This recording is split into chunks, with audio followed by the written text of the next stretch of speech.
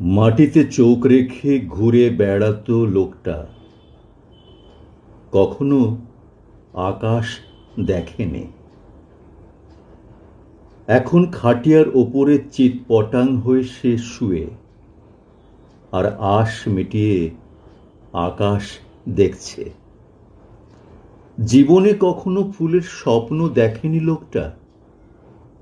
অষ্টপ্রহর শুধু ভাতের গন্ধে হন্যে হয়ে ঘুরত।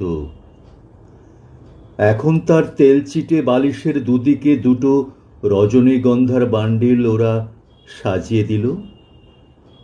এতকাল সে অন্যের বোঝা হয়ে বেড়াতো, আর আজ তারই নিচে কোমরে গামছা, চার বেহারা।